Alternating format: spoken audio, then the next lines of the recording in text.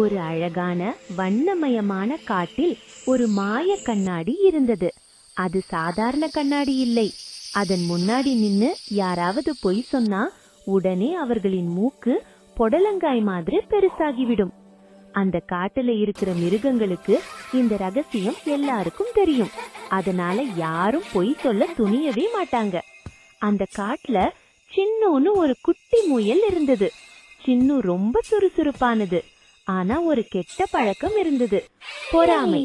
மற்ற மிருகங்கள் கிட்ட ஏதாவது நல்லதா இருந்தா அது எனக்கும் வேணும்னு மனசுக்குள்ள நினைச்சுக்கிட்டே இருக்கும்.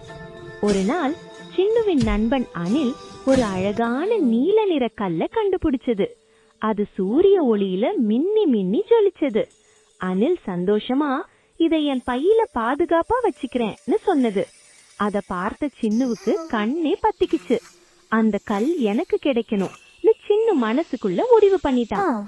அடுத்த நாள் அனில் வேற பக்கம் கவனத்தை திருப்பிய சமயம் சின்னு மெதுவா அந்த நீலக்கல்ல திருடி தன் பையில ஒளிச்சு வச்சுக்கிட்டான்.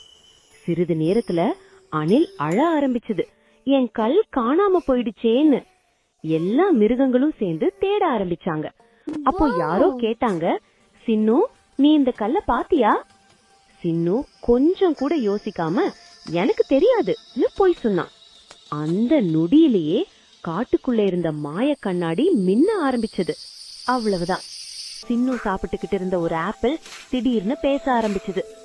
சின்னு பொய் சொல்றான், கல் அவன் பையில தான் இருக்குன்னு ஆப்பிள் கத்துச்சு. எல்லா மிருகங்களும் அதிர்ச்சியோட பாட்டாங்க. சின்னு பயந்து நடுங்க ஆரம்பிச்சான். அப்போ மெதுவா அவனோட மூக்கு பெருக்க ஆரம்பிச்சது. சின்ன மூக்கு பெரிய மூக்கா பொடலங்கா மாதிரி ஆக்கிடுச்சு. சின்னு அழுதுகிட்டே சொன்னா, மன்னிச்சிடுங்க, நான் தான் கல்லை எடுத்தேன், பொறாமையால பொய் சொன்னிட்டேன். அவன் உண்மைய சொன்ன உடனே அவனோட மூக்கு மீண்டும் பழைய மாதிரி ஆகிடுச்சு. சின்னு அந்த கல்லை அனில் கிட்ட திருப்பி கொடுத்தான். எல்லா மிருகங்களும் சின்னுவ மன்னிச்சாங்க. அந்த நாளுக்கு பிறகு சின்னு பொறாமையும் பொய்யும் ரெண்டையும் விட்டுட்டான். நீதி கதை: உண்மை எப்போதுமே வெளிப்படும். பொய் சொன்னா நம்ம நிம்மதிதான் முதல்ல போகும்.